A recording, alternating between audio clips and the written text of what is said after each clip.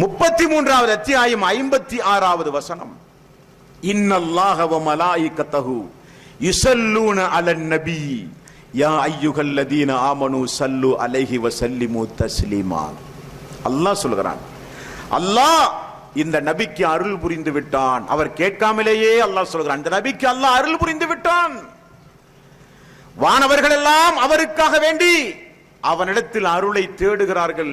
யா அய்யுஹல்லதீன ஆமனூ, ஈமான் கொண்டவர்களே நீங்களும் அவருக்காக வேண்டி அல்லாஹ்விடத்திலே அருளை தேடுங்கள். அல்லாஹ்வுடைய கட்டளை. தேடுகிறோமா? அவருக்காக வேண்டி தேடுகிறோமா? ஒரு நாளைக்கு தொழுகை முடிந்தோ அல்லது நேரம் கிடைக்கும் பொழுதோ ஒரு நாளைக்கு ஒரு முறையாவது அந்த தூதரை நினைவு கூர்ந்து ஒரு ஸலவாத்து சொல்லுகிறோமா?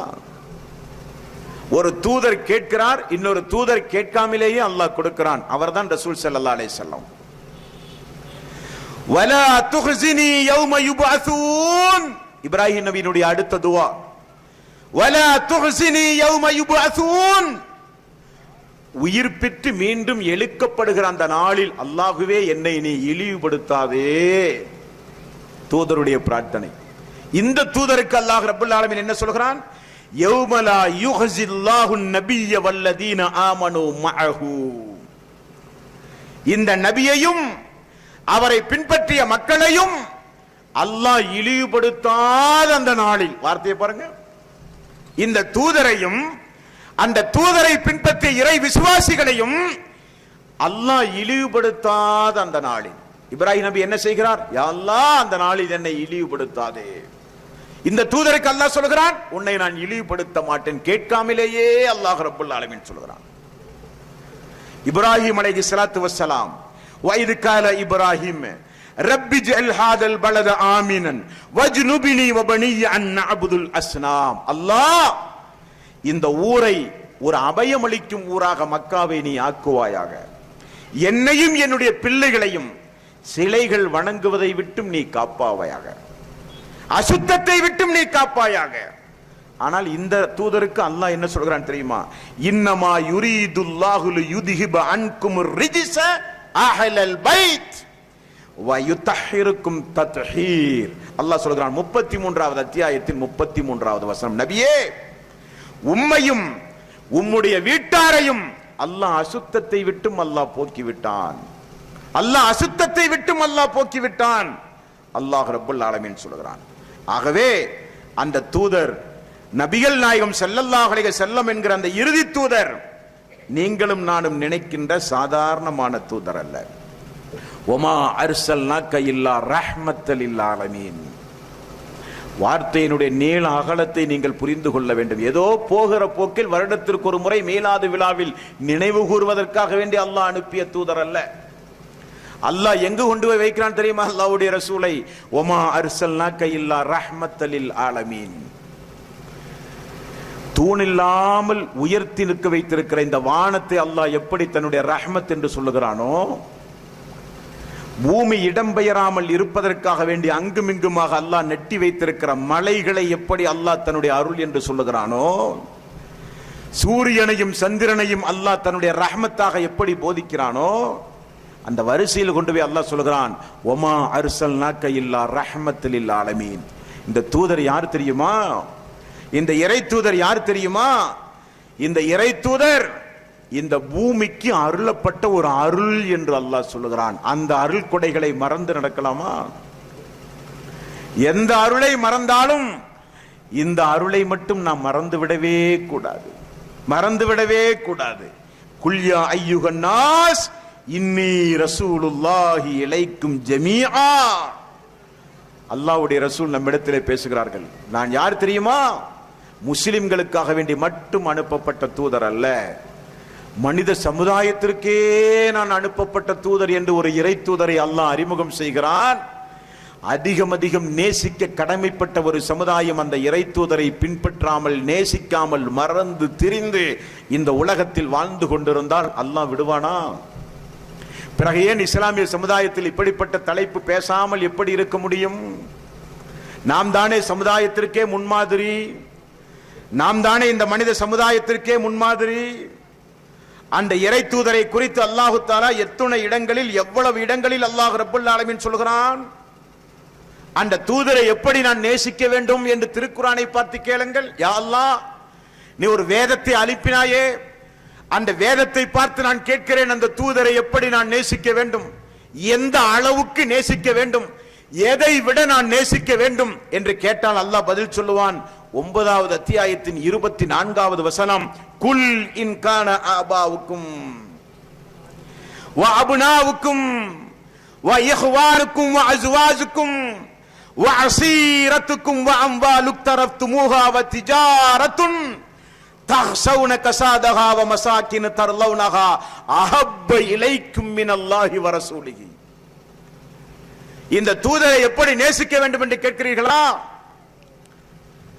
10 மாதம் கருவிலே சுமந்தாலே உன்னுடைய தாய், சிரமத்திற்கு மேல் சிரமப்பட்டு உன்னை பெற்றெடுத்தாலே உன்னுடைய தாய்,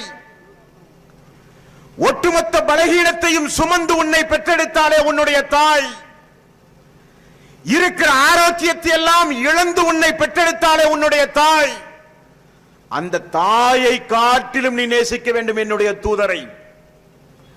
இரவு பகல் பாராது நான் பட்டினி கிடந்தாலும் எனது மகனும் எனது மனைவியும் நான் பெற்ற பிள்ளைகளும் பட்டினி கிடந்து விடக்கூடாது என்பதற்காக வேண்டி ஆரோக்கியத்தை எல்லாம் இழந்து வெளிநாட்டு பயணம் செய்து பாலைவனத்து பெருவீதியில் இரத்தத்தை வியர்வையாக மாற்றி சம்பாதித்த உன்னுடைய தந்தை, அந்த தந்தையை காட்டிலும் நீ என்னுடைய தூதரை நேசிக்க வேண்டும்.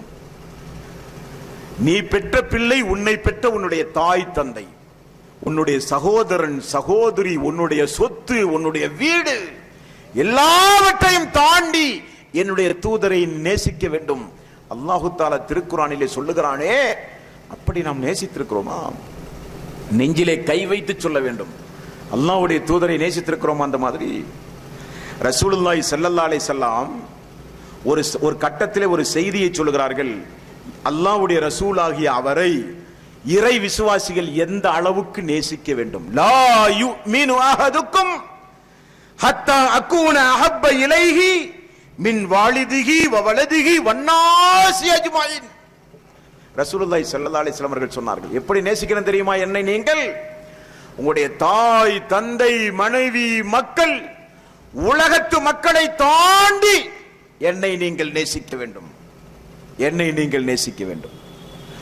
லா யுமினு அஹதுக்கும் ஹத்தா அகூன அஹப்ப இலை.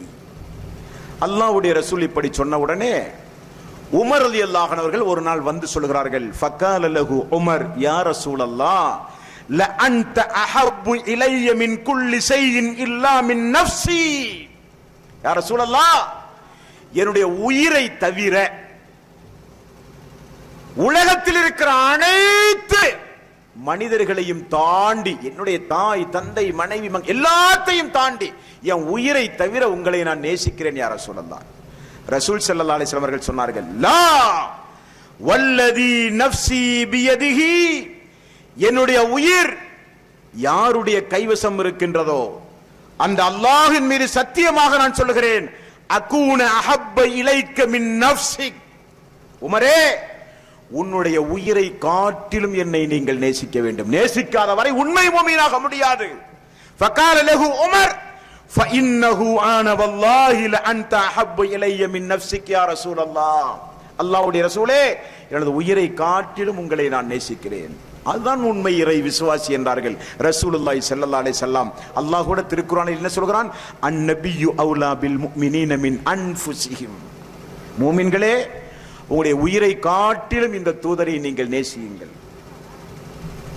அப்படி நாம் நம்முடைய வாழ்விலே நேசிக்கிறோமா? பொதுவாக நேசம் என்றால் என்னவென்று யாருக்குமே தெரிவதில்லை. அல்லாஹ்வுடைய ரசூல் நாங்கள் நேசிக்க போய்த்தானே உலகத்தில் எங்கு யார் விமர்சனம் செய்தாலும் வீதியிலே இறங்கி எதிர்ப்புகளை பதிவு செய்கிறோம் என்று நாம் சொல்லுகிறோம். அந்த வாதத்தில் உண்மையாளர்களாக இருந்தால், ஒரு மனைவி சொல்கிறாள், என்னுடைய கணவனை நான் அளவுக்கு அதிகமாக நேசிக்கிறேன் என்று சொல்லுகிறாள். அந்த நேசம் வாழ்விலே எப்படி பிரதிபலிக்க வேண்டும் என்றால், கணவன் எதை சொன்னாலும் மார்க்கத்திற்கு உட்பட்டு கேட்டு நடப்பதின் மூலம் நேசிக்க வேண்டும். அதான உண்மை. ஒரு மனைவி சொல்கிறாள், கணவனை அளவுக்கு அதிகமாக நேசிக்கிறேன் என்று. ஆனால் கணவனுடைய சொல்படி நடக்காத பெண்ணாக இருந்தால் அது நேசமா? எனது தந்தையை எனது தாயை யார் விமர்சனம் செய்தாலும் என்னால் பொறுக்க முடியாது என்று ஒரு பிள்ளை சொல்கிறான். ஆனால் அந்த தாய் தந்தை முதுமை அடையும் போது அந்த தாய் தந்தைகளுக்கு செய்ய வேண்டிய கடமையை செய்யாமல் ஒருவன் சொன்னால் அவனை உண்மையான நேசத்திற்குரியவன் என்று சொல்லுவோமா? நேசம், பாசம் என்றால் பரஸ்பரம் அவர்கள் சொன்ன செய்திகளை வாழ்விலே பின்பற்ற வேண்டும். அல்லாஹ்வுடைய ரசூலை நாம் நேசிக்கிறோம் என்றால் அல்லாஹ்வுடைய ரசூல் சொன்னதையெல்லாம் வாழ்க்கையில பின்பற்ற வேண்டுமா வேண்டாமா? தூதர் தடுத்த காரியத்தை விட்டு விலகி வாழ வேண்டுமா வேண்டாமா? அப்படியானால் உயிரை காட்டிலும் நேசியுங்கள் என்று அல்லாஹ் சொல்லுகிறான். இந்த மார்க்கத்தை, இந்த தூதரை நான் பின்பற்றுவதன் மூலம் எனக்கு ஒரு கட்டத்தில் உயிர் இழப்பு ஏற்படுகிறது என்றால் கூட, அந்த தூதர் போட்ட கட்டளை என்னுடைய வாழ்வில் நான் பின்பற்றுவதன் மூலம் என்னுடைய பிள்ளையினுடைய இழப்பு எனக்கு ஏற்பட்டால் கூட, அந்த தூதர் சொன்ன வழிமுறையை பின்பற்றும் போது என்னுடைய வியாபாரத்தில் மிகப்பெரிய இழப்பு எனக்கு ஏற்பட்டால் கூட, எனக்கு அந்த தூதர் தான் வேண்டும் என்று நீங்கள் இருந்தால் நீங்கள் உண்மையான நேசத்திற்குரியவர். அந்த தூதர் சொன்ன அடிப்படையில் வியாபாரம் செய்ய மறுக்கிறோம். அந்த தூதர் சொன்ன அடிப்படையில் குடும்பம் நடத்த மறுக்கிறோம். அந்த தூதர் சொன்ன அடிப்படையில் பிள்ளைகளை வளர்க்க நாம் மறுக்கிறோம். தூதர் சொன்ன அடிப்படையில் கணவன் மனைவியுடைய வாழ்க்கை இல்லை. தூதர் சொன்ன அடிப்படையில் தாய் தந்தையர்களை பார்க்கிற உரிமை இல்லை. எப்படி அல்லாஹ்வுடைய ரசூலை நாம் நேசித்ததாக ஆகும்? நீங்களே கொஞ்சம் நெஞ்சிலே கை வைத்து சொல்லுங்கள். அதுவல்ல நேசம், அதுவல்ல நேசம். நேசத்திற்கு மட்டுமே ஒரு சம்பவத்தை சொல்லவா?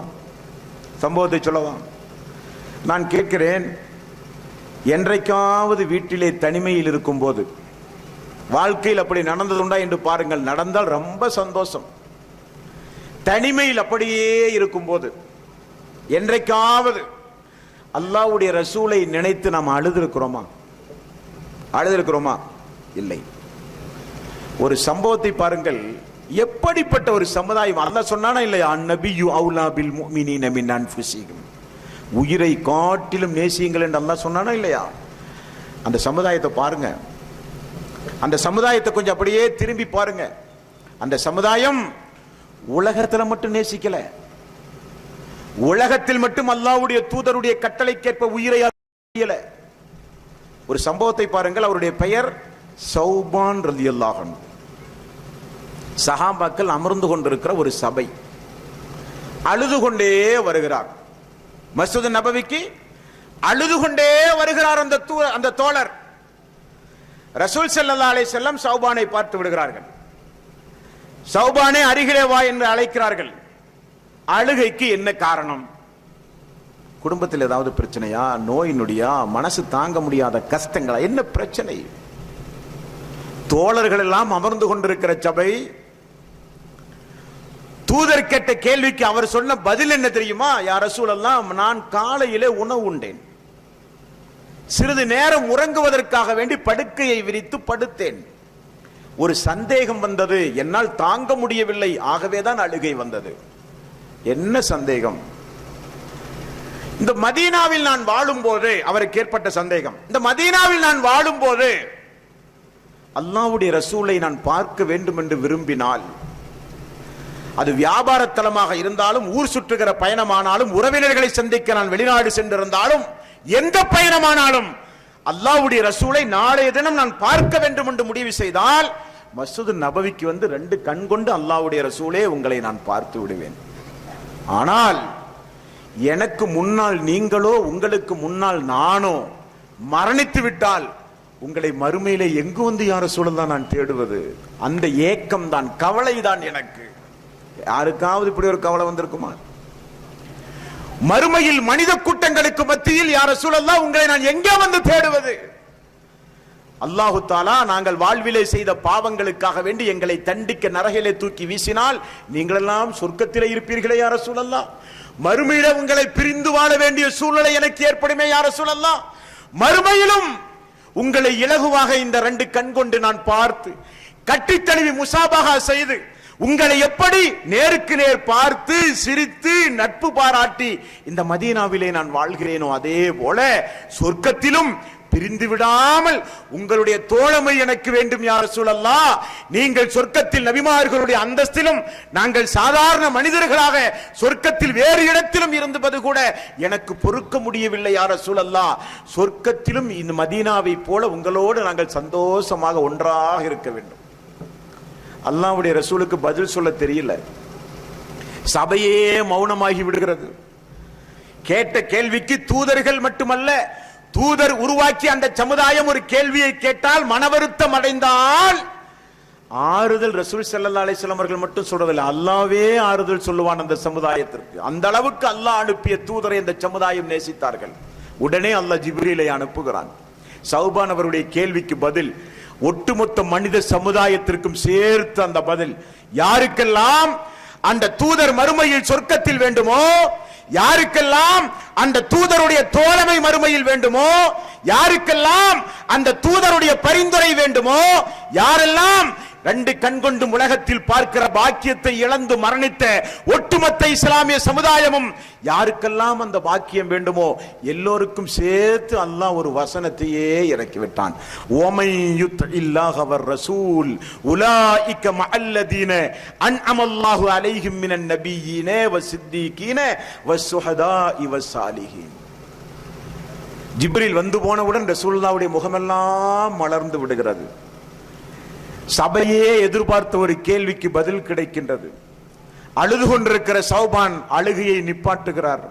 ரசூலுல்லாஹி ஸல்லல்லாஹு அலைஹி வஸல்லம் அவர்கள் சொன்னார்கள், என்னோடு சொர்க்கத்தில் ஒன்றாக இருக்க அல்லாஹ்வே ஒரு வழியை சொல்லிவிட்டான். ஓமை யுத்இல்லாஹ வர் ரசூல் உலாயிக மஅல்லதீன அன்அமல்லாஹு அலைஹிம் மினன் நபிய்யீன வஸ்ஸித்தீகீன வஸ்ஸுஹதாஇ வஸ்ஸாலிஹீன். யார் ஈமான் கொண்டு அல்லாஹ்வுக்கு கட்டுப்பட்டு நடக்கின்றார்களோ, யார் குர்ஆனுக்கு கட்டுப்பட்டு நடக்கின்றார்களோ, யார் இந்த தூதருடைய சொல்படி கேட்டு நடக்கின்றார்களோ அவர்கள் எல்லோரும் மறுமை நாளில் சொர்க்கத்தில் நபிமார்களோடு சுஹதாக்களோடு சித்திகீன்களோடு சொர்க்கத்தில் ஒன்றாக இருப்பார்கள். அவர்கள் பிரிக்கப்பட மாட்டார்கள். அவர்கள்தான் அவர்களுக்கு உற்ற நண்பர்கள் என்று அல்லாஹ் அந்த தூதரோடு சொர்க்கத்தில் ஒன்றாக இருக்கிற வாய்ப்பையும் வழிமுறையும் சொல்லித் தருகிறானே, அந்த வாய்ப்பை அடைவதற்கு நாம் என்ன முயற்சி செய்தோம்? தூதரை மறந்தால் வாழ்வில் ஏற்படுகிற இழப்பு சாதாரணமான இழப்பாக அமையாது.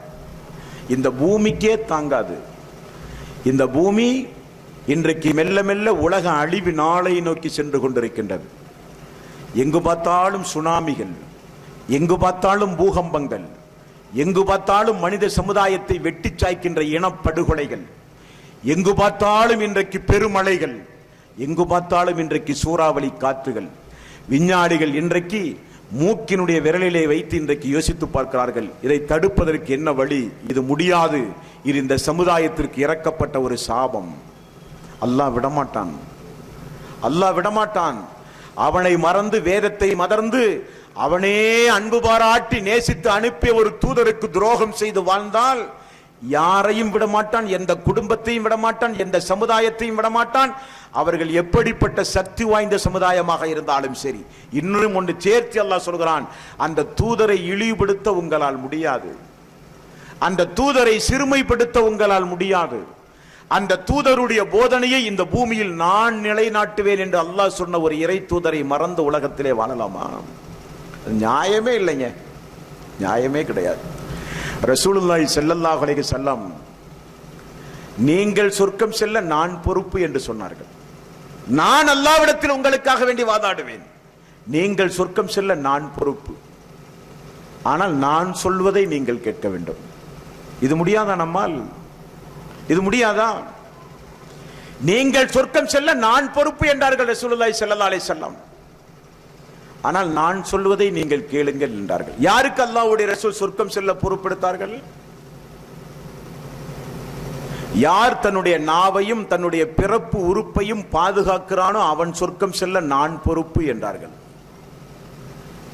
யாரையும் போய் அநியாயமாக அவதூறு பேசாதீர்கள், யாருடைய கண்ணியத்தோடும் போய் விளையாடாதீர்கள், யாருடைய மானத்திற்கு எதிராக உங்களுடைய நாவுகளை நீங்கள் அசைத்து விடாதீர்கள். நாவை உங்களுடைய கட்டுப்பாட்டுக்குள் வைத்துக் கொள்ளுங்கள். நாவிலே விஷம் தடவி பேசி நண்பர்களை பகைவர்களாக, குடும்பங்களிலே குழப்பங்களை உண்டாக்கி, சமுதாயத்திலே குழப்பங்களை உண்டாக்கி, உங்களுடைய நாவை மார்க்கத்திற்கு எதிராக, மனித சமுதாயத்திற்கு எதிராக பயன்படுத்தாதீர்கள். பிறப்புறுப்பை பாதுகாத்துக் கொள்ளுங்கள். ஹலாலான அடிப்படையில் அதை பயன்படுத்துங்கள். விபச்சாரத்தை ஏறெடுத்தும் பார்க்காதீர்கள். லா யஜ்னி ஜானி ஹீன யஜ்னி வஹுவ முஃமினுன். விபச்சாரம் செய்யும் பொழுது அவன் மூமினே கிடையாது என்றார்கள் ரசூல் ஸல்லல்லாஹு அலைஹி வஸல்லம்.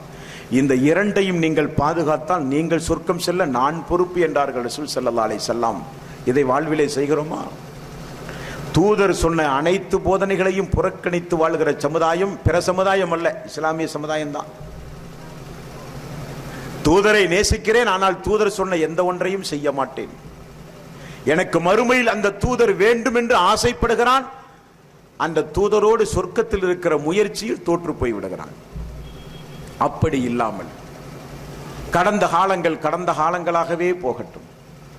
இன்று இரவிலிருந்து ஒது செய்து தூங்கச் செல்கிற இந்த இரவிலிருந்து அல்லாஹ் நீ அனுப்பி அந்த ரஹ்மத்தில் ஆலமீனை மறந்து நடந்தது என்னவோ உண்மைதான். அவருடைய குடும்ப வாழ்வு,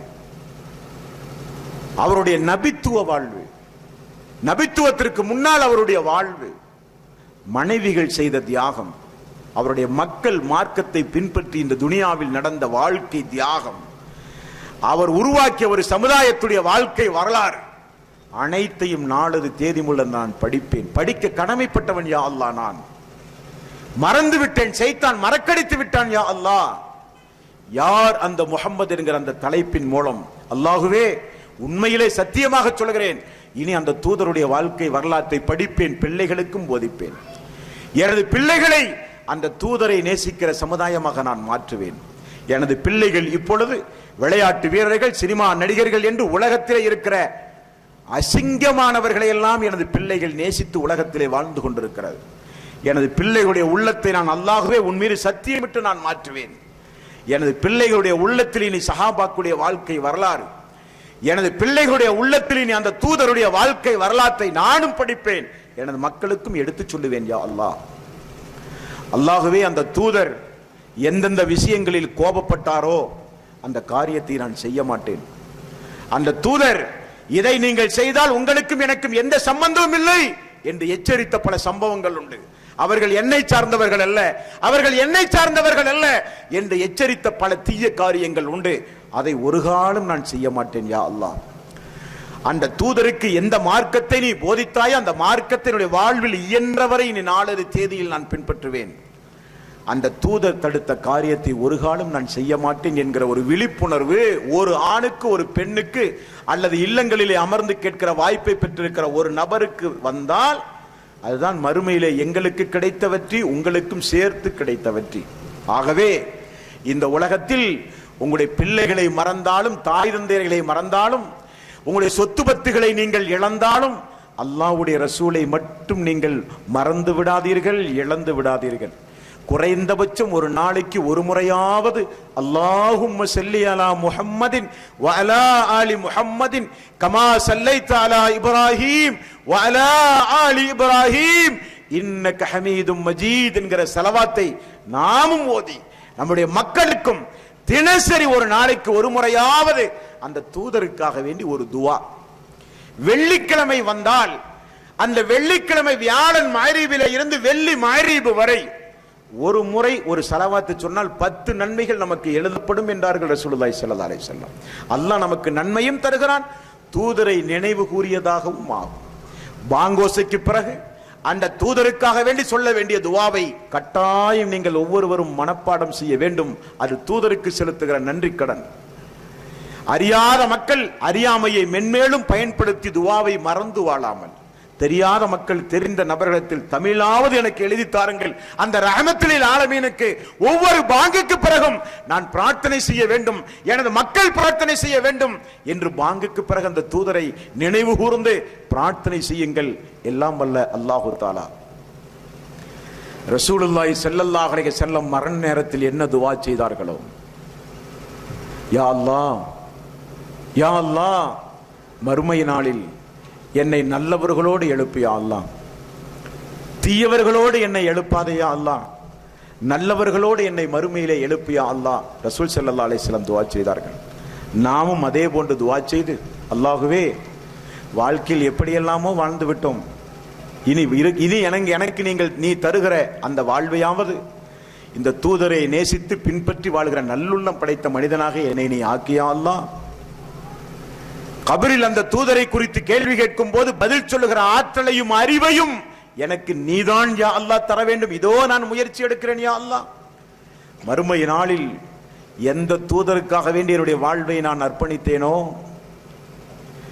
எந்த தூதரை 2 கண் கொண்டு கூட நான் பார்க்காமல் அல்லாஹ் சொன்னான் என்கிற ஒரே காரணத்திற்காக வேண்டி நம்பி விசுவாசித்து அந்த தூதர் சொன்ன அடிப்படையில் நானும் எனது குடும்பமும் வாழ்க்கையே அர்ப்பணித்தோமோ, அந்த தூதரை 2 கண் கொண்டு நான் பார்க்கவும், என்னை அவர் நேசிக்கவும், நான் அவரை நேசிக்கவும், அவருடைய கரம் பிடித்து சொர்க்கம் செல்லவும், சொர்க்கத்தில் அவரோடு ஒன்றாக இருக்கிற ஒரு வாய்ப்பையும் யா அல்லாஹ் எங்களுக்கு நீ தந்து அருள் புரிவாயாக என்கிற பிரார்த்தனையோடு உங்களுடைய இரவு உறக்கத்தை நீங்கள் துவக்க வேண்டும் என்பது என்னுடைய தாழ்மையான ஒரு வேண்டுகோள்.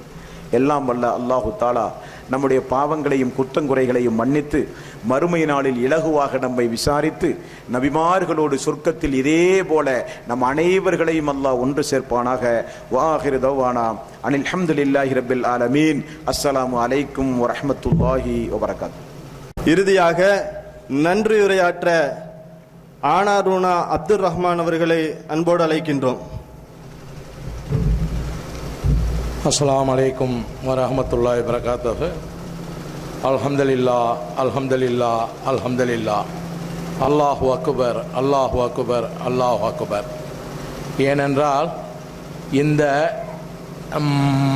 மார்க்க விளக்க பொதுக்கூட்டம் மிக இனிமையாகவும் எந்தவித குழப்பமும் இன்றியும் அமைதியாக நடப்பதற்கு உதவி செய்த அல்லாஹுவுக்கு எல்லா புகழும் உண்டாவதாக. அவனுக்கு நாம் அனைவரும் நன்றி செலுத்த கடமைப்பட்டிருக்கின்றோம்.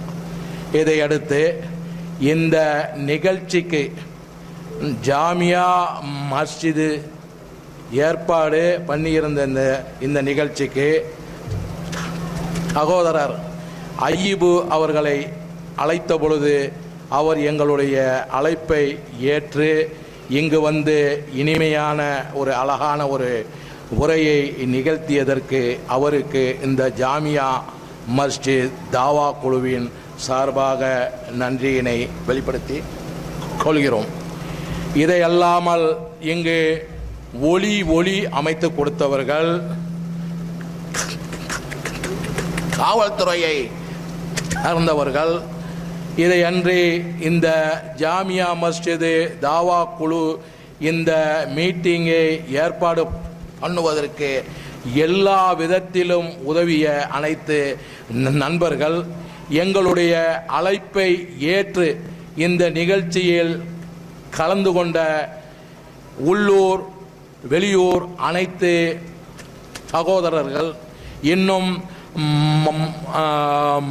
மாற்று மத நண்பர்கள் அனைவர்களுக்கும் எங்களுடைய ஜாமியா மஸ்ஜித் தாவா குழுவின் சார்பாக நன்றியை வெளிப்படுத்தி கொள்கிறோம்.